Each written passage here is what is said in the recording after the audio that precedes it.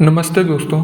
आज हम लोग देखेंगे कि आर्ग्स और क्वार्क्स क्या होते हैं, किस प्रकार से उसका यूज करते हैं पाइथन में। जब आपको कभी कई सारे डाटा को इनपुट में देना पड़ता है किसी लोकल फंक्शन में, तो हम लोग क्या करते हैं, उसको एक किसी लिस्ट में बना के रख सकते हैं, एक सिंगल एस्टेरिस्क लगा के उसको आर्ग्स में बदल के इनपुट के रूप में दे सकते हैं किसी लोकली डिफाइंड फंक्शन को।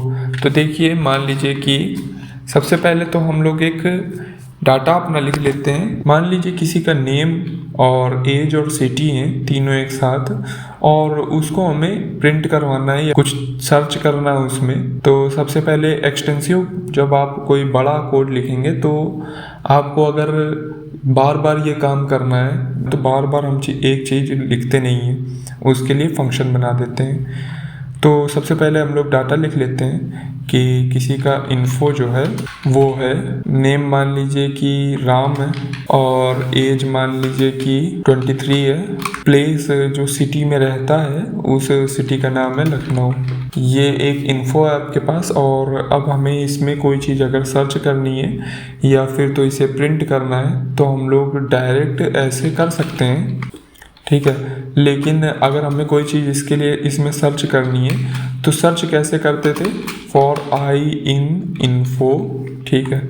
और उसके बाद हम लोग क्या करते थे, if I equal equal Ram, और उसके बाद हम लोग कह देते थे कि प्रिंट फाउंड राम।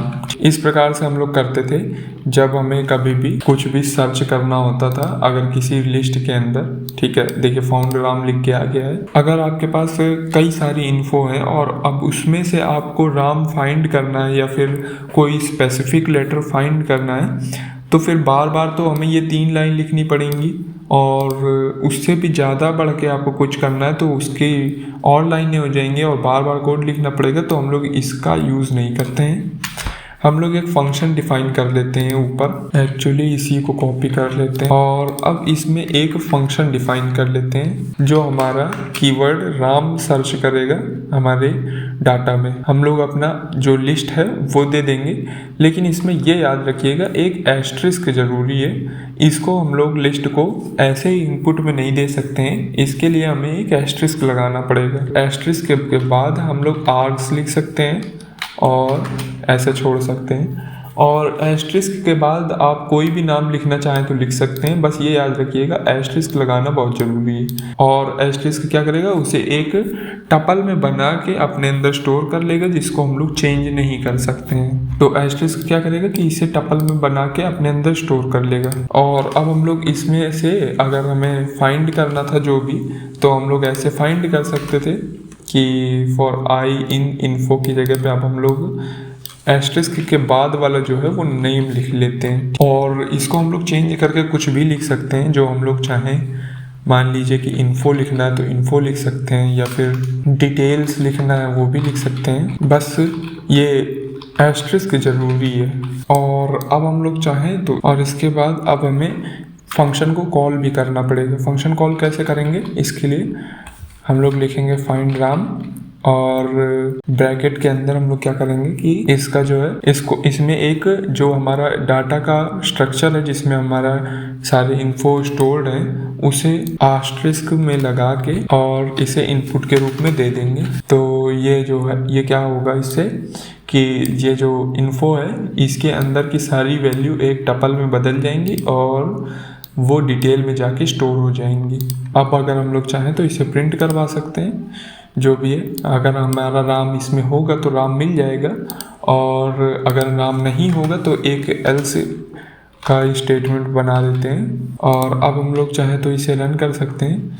तो अभी तो राम मिल जाएगा। ओह अच्छा, 2 में नहीं मिला है, तो सबसे पहले तो एक बार पहली बार के लूप में मिल गया राम, और उसके बाद दूसरी वाले में नहीं मिला और तीसरे वाले में नहीं मिला, ठीक है। ये 4 लूप चल रहा है ना, इसलिए ऐसा हो रहा है। इसके बाद अब हम लोग देख लेते हैं, हम लोग कई सारे एक इन्फो ले लेते हैं किसी कई लोगों की। तो देखिए, हमारे पास कुछ इन्फो हैं, और अब इन इन्फो में हमें राम नाम फाइंड करना है सब में। और तो हम लोग क्या करेंगे कि फाइंड राम में एक इनपुट हमें देना पड़ेगा कि क्या हमें फाइंड करना है। राम हमें दे देते हैं कि राम फाइंड करना है, और किस में फाइंड करना है, सबसे पहले info1 में हम फाइंड करेंगे, और उसके बाद तो इस प्रकार से हम लोग 3 इन्फोज में अपने जो राम नाम है उनको फाइंड करेंगे। और यहाँ पे हम क्या चेंज करेंगे, यहाँ पे हम केवल यहाँ पे एक लिख देंगे कि नेम। अब अगर हमें राम की जगह कोई दूसरा भी नेम लिखना था तो हम लोग दूसरा नेम भी लिख सकते थे और उसे फाइंड कर सकते थे। और यहाँ पे हमें इसको हटा के बस नेम लिखना होगा, तो फाउंड, और यहाँ पे हम लोग क्या करेंगे कि नेम लिख देंगे।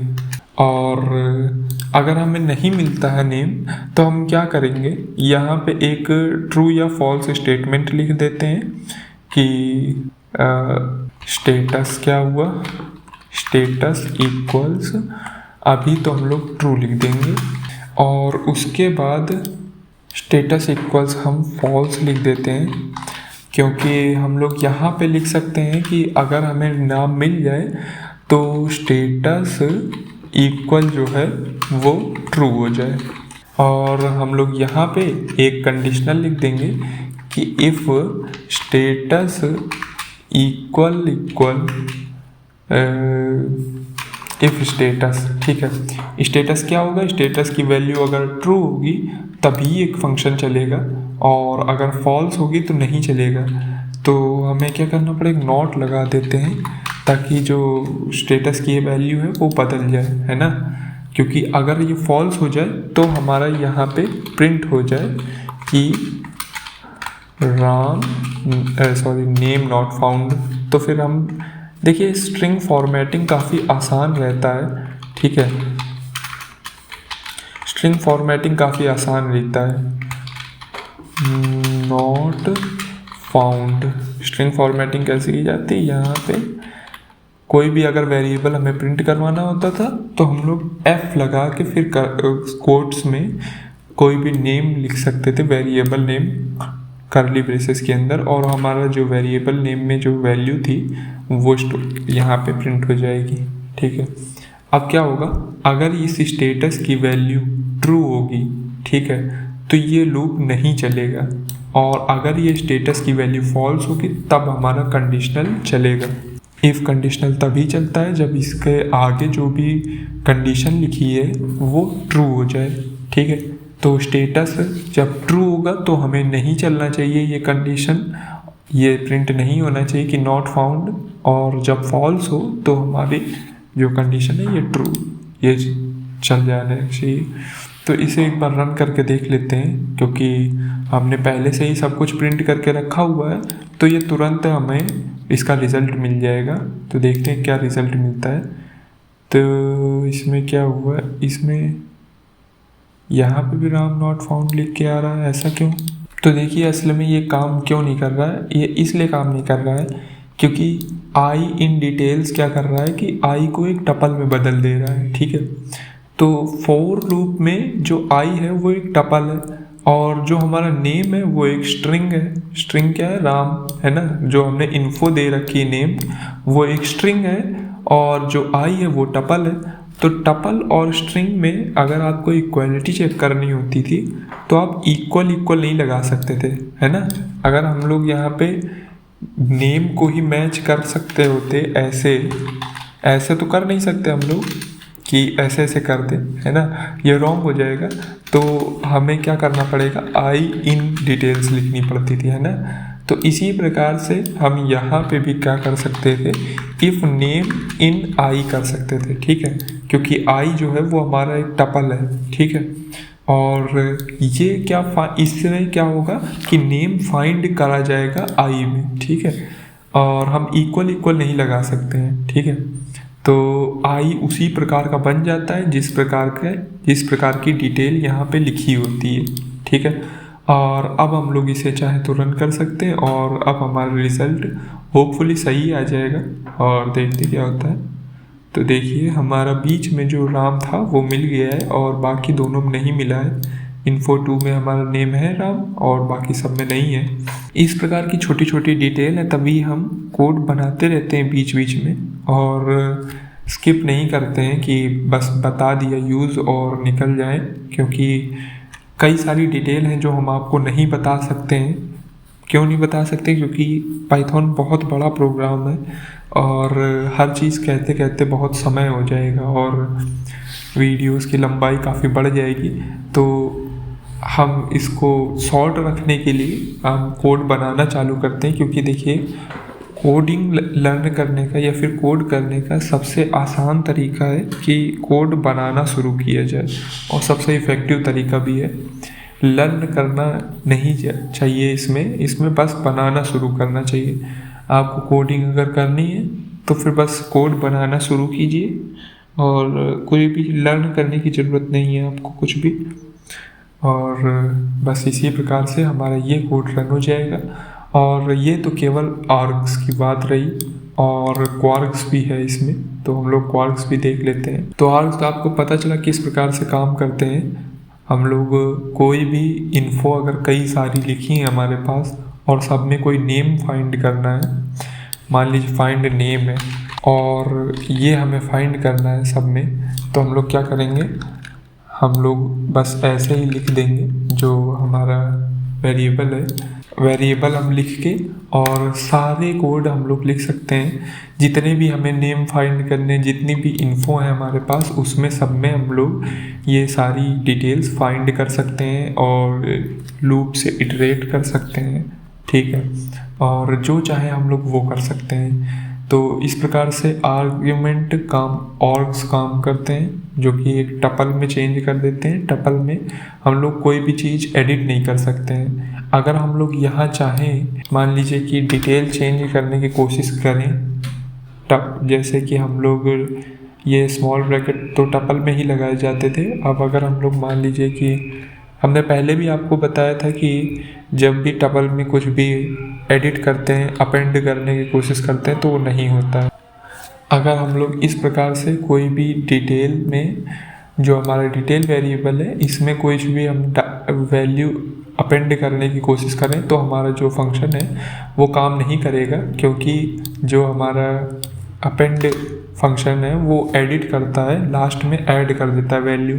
और चूंकि डिटेल हमारा एक टपल है, तो टपल में कोई भी डिटेल हम लोग ऐड नहीं कर सकते हैं। तो इस प्रकार से हमने देख लिया कि किस प्रकार से आर्क्स काम करते हैं, और अब हम लोग देख लेते हैं कि क्वार्क्स के क्या होते हैं और वो क्या करते हैं।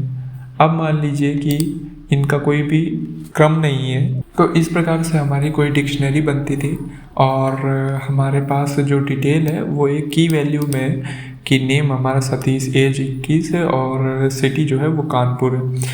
अब अगर आपके पास इस प्रकार से कोई भी डिक्शनरी है, और डिक्शनरी में आपको क्या करना है कि सारी डिटेल आपको प्रिंट करवानी है अच्छे से, तो हम लोग क्या कर सकते हैं, या तो प्रिंट स्टेटमेंट लिख सकते हैं या फिर उसका फंक्शन बना सकते हैं। और अगर आपको कोई वैल्यू फाइंड करनी थी तो फाइंड कर सकते हैं। और चूँकि जो डिक्शनरी है वो सारी चेंजेबल होती थी, और तो हमें उसे चेंज भी कर सकते हैं और अपडेट कर सकते हैं, पॉप कर सकते हैं, और जो भी हमने आपको फंक्शन बताए थे डिक्शनरी के, वो सारे इसमें अप्लाई हो सकते हैं। अब हमारे पास एक आइडिया आ रहा है कि हम लोग एक ऐसा कोड बना सकते हैं कि जिसमें देखा जाए कि कौन कौन से लोग उत्तर प्रदेश से बाहर रहते हैं। तो उसे देखने के लिए क्या करेंगे, एक सिटी को चेंज कर देंगे, उत्तर प्रदेश से बाहर की कोई सिटी लिख लेते हैं। मान लीजिए कि हमने लिख लिया, पटना लिख दिया, ठीक है। पटना सबको पता ही होगा बिहार के अंदर है। तो अब हम लोग क्या करेंगे कि यहाँ पे एक फंक्शन बनाएंगे, ऊपर की तरफ एक फंक्शन डिफाइन करते हैं। देखिए, जो भी हम लोग कोड के अंदर वेरिएबल नेम लेते हैं वो रेलेवेंट होने चाहिए, मतलब कि जिस कारण से हम कोड बना रहे हैं उस कारण को जस्टिफाई करते हो, मतलब कि उसी प्रकार से नाम हो उनका, जिस कारण से हम लोग कोड बना रहे हैं उसी कारण पे के ऊपर उनका नाम होना चाहिए, ताकि हमें उसका नाम देख के पता चल जाए हम लोग क्या करने की कोशिश कर रहे हैं उसमें। जैसे कि फाइंड ऑड सिटी इन्फो। अब हम लोग क्या करेंगे, फाइंड ऑड सिटी करेंगे, और इसका इनपुट क्या होगा, इसमें इनपुट के रूप में हम लोग क्वार्क्स लेंगे। ये एक क्वार्क हो गए, क्वार्क का मतलब हुआ डबल एस्टरिस्क, ठीक है। तो इसमें जो भी आप वेरिएबल नेम शुरू करेंगे वो डबल एस्टेरिस्क का होगा ऐसे। और ज़्यादातर लोग क्वार्क्स को क्वार्क्स ही लिखते हैं और आर्ग्स को आर्ग्स ही लिखते हैं, ठीक है, ताकि पता चल जाए कि है क्या असल में ये। लेकिन असल में हमने नीचे ज़्यादा अच्छे से उनका नाम लिखा हुआ है तो हम लोग इन्फो लिख लेते हैं। और हमें क्या करना है कि इसमें ऐसी सिटी खोजनी है जो कि भारत के उत्तर प्रदेश से बाहर है। तो हम लोग क्या करेंगे, सबसे पहले तो एक उत्तर प्रदेश से जितनी बाहर सिटी हैं उनका नाम लिख लेते हैं। जैसे कि अब उसमें हम पूरी सिटी का नाम नहीं लिखेंगे, 3-4 सिटी का लिखेंगे और उसके साथ पटना अलग से लिख देंगे, ठीक है, ताकि समय बच सके। अब हमने कुछ सिटी ले ली हैं जो कि हमारे उत्तर प्रदेश से सारी बाहर हैं। तो हम लोग क्या करेंगे, इसमें कंपैरिजन करेंगे। ये जो जितनी सारी हमारी इन्फो लिखे हुए हैं इनका कंपैरिजन करेंगे इन सिटीज़ से, ठीक है। अगर किसी में ये सारी सिटीज़ मिल जाती हैं तो हम लोग प्रिंट कर देंगे मैसेज कि ये सारी बाहर हैं हमारे जो उत्तर प्रदेश है उनसे, ठीक है। कि जो हमारा नेम लिख देंगे कि ये जो यूज़र है हमारा ये बाहर है उत्तर प्रदेश से, ठीक है। तो हम लोग क्या करेंगे कि यहाँ पे सबसे पहले तो कंपैरिजन करने के लिए फॉर एक लूप बनाएंगे। फॉर आई इन हम लोग सबसे पहले तो फॉर की वैल्यू लिख लेते हैं, की कॉमा वैल्यू, ठीक है। सबसे पहले तो हमारा जो डबल एस्टेरिस्क इन्फो वाला वेरिएबल है उसे ले लेते हैं। तो उसमें कोड के अंदर असल में हमें लगाने की ज़रूरत नहीं है डबल एस्टेरिस्क, सॉरी ये जो फंक्शन डिक्लेयर्ड है इसके अंदर हमें लगाने की ज़रूरत नहीं है डबल एस्टेरिस्क। तो की वैल्यू कैसे ढूंढते हैं, इन लगा के ढूंढते हैं, इसमें भी डबल इक्वल नहीं लगता है। और अब हम लोग क्या करेंगे, यहाँ पे कंपैरिजन करेंगे। इसके लिए हमें एक नेस्टेड फंक्शन का यूज़ करना पड़ेगा, नेस्टेड लूप का, सॉरी। सबसे पहले तो हम लोग की वैल्यू से जो ऊपर वाला फॉर लूप है वो हर एक इन्फो की वैल्यू पे इटरेट करेगा।